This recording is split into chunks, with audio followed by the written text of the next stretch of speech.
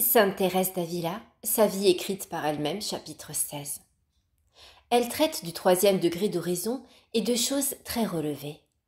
Elle montre ce que peut l'âme parvenue à cet état et quels effets produisent ces faveurs si hautes du Seigneur. Cette doctrine est très propre à porter notre esprit aux louanges de Dieu et à consoler beaucoup l'âme ainsi favorisée. Parlons maintenant de la troisième eau dont on se sert pour arroser le jardin. C'est une eau qui coule du ruisseau ou de la fontaine. S'il y a quelque fatigue à la diriger, l'arrosage, cependant, coûte beaucoup moins. Le Seigneur, en effet, veut aider si bien le jardinier qu'il prend, pour ainsi dire, sa place et fait presque tout le travail.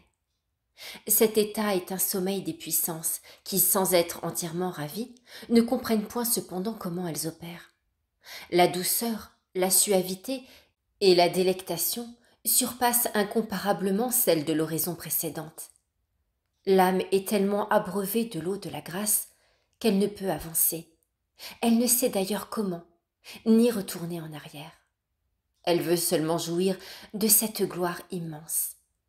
Elle est semblable à une personne qui va mourir de la mort qu'elle désire et tient déjà le cierge béni en main.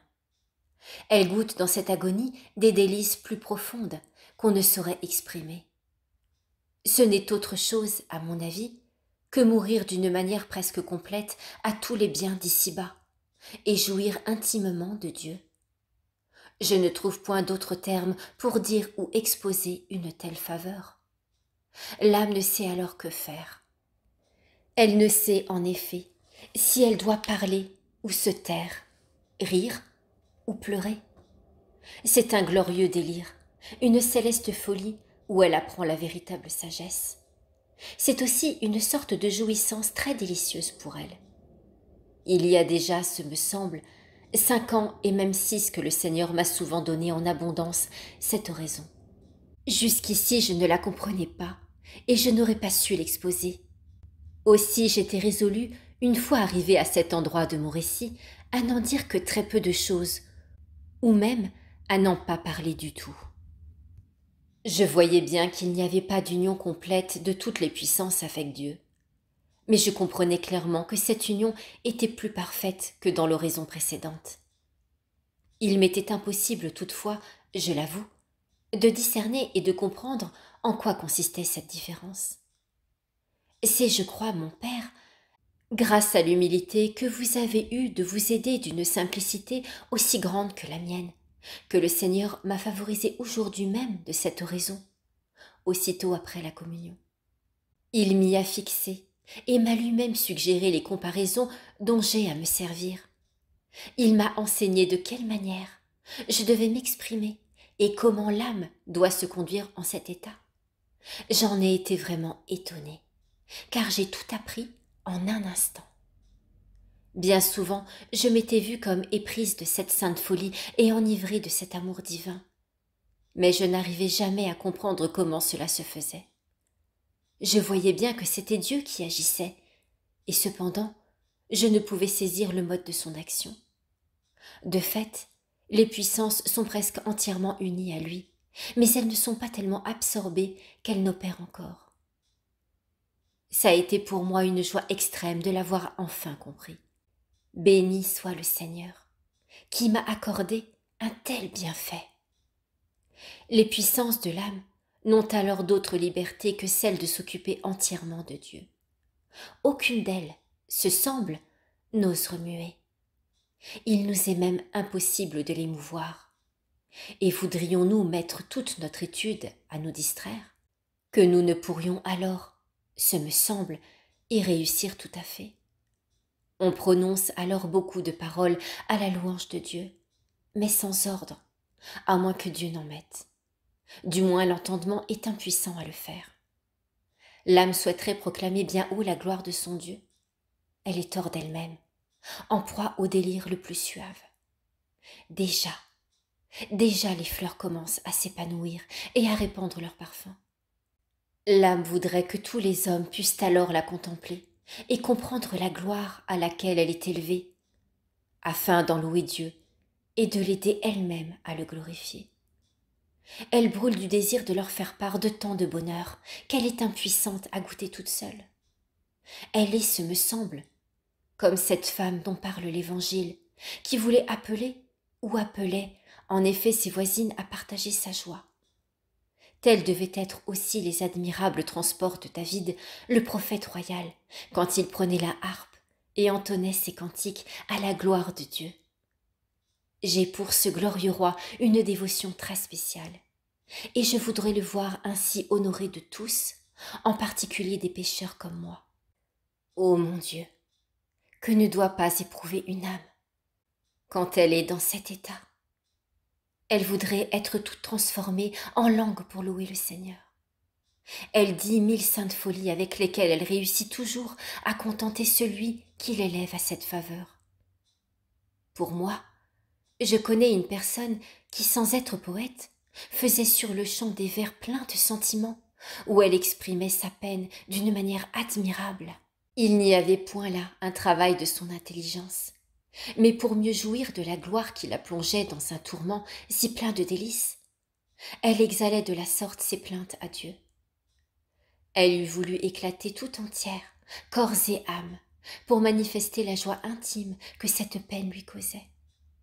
Quel tourment ne lui semblait-il pas alors délicieux d'endurer pour son Dieu?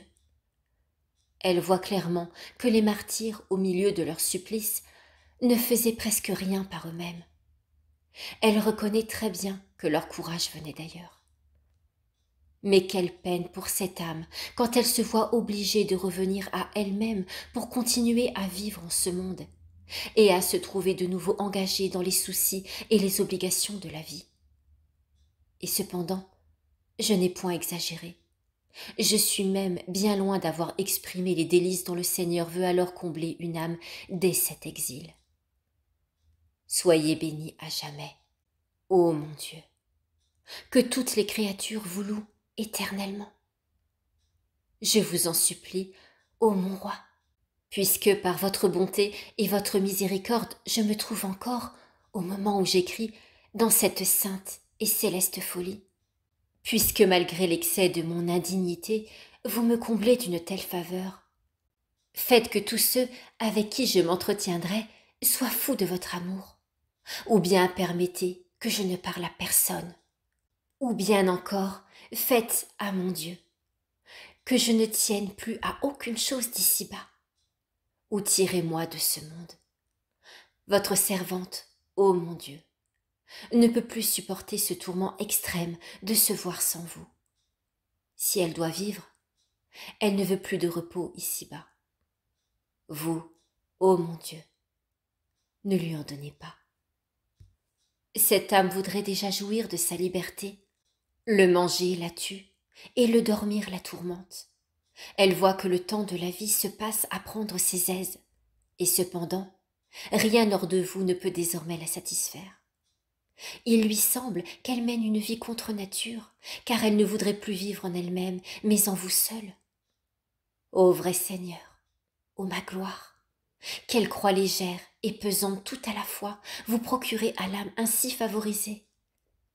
Légère, parce qu'elle est suave, pesante, parce qu'il est des circonstances où elle ne peut la supporter, et voudrait cependant n'en être jamais affranchie, et si ce n'est pour se voir déjà éternellement avec vous.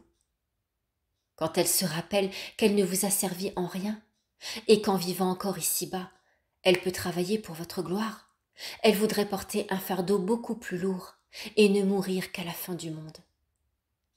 Elle ne se préoccupe nullement de son repos, pourvu qu'elle puisse vous rendre le plus léger service. Elle ne sait ce qu'elle doit désirer, mais elle comprend très bien qu'elle ne désire que vous.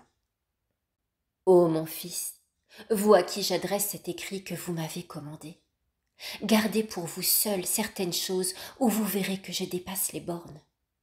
Car il n'y a pas de raison suffisante pour m'empêcher de délirer quand le Seigneur lui-même me met hors de moi. Vraiment, je me demande si c'est bien moi qui parle depuis que j'ai commencé ce matin. Tout ce que je vois me semble un songe, et je ne voudrais voir que des âmes atteintes du mal dont je suis moi-même atteinte en ce moment.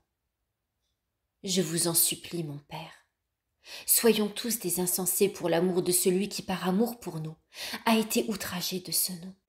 Et puisque vous me portez de l'affection, dites-vous, je veux que vous m'en donniez la preuve, en vous disposant à recevoir de Dieu cette faveur. Car j'en vois bien peu qui n'aient une sagesse excessive pour ce qui touche à leurs intérêts. Peut-être en ai-je moi-même plus que les autres, mais ne le souffrez pas, mon Père, car vous êtes pour moi un Père aussi bien qu'un Fils, puisque vous êtes mon confesseur et que je vous ai confié les secrets de mon âme. Détrompez-moi et dites-moi la vérité avec cette franchise dont on use si peu de nos jours. Je voudrais que nous 5, qui à l'heure actuelle nous aimons en Jésus-Christ, nous formions ensemble un accord.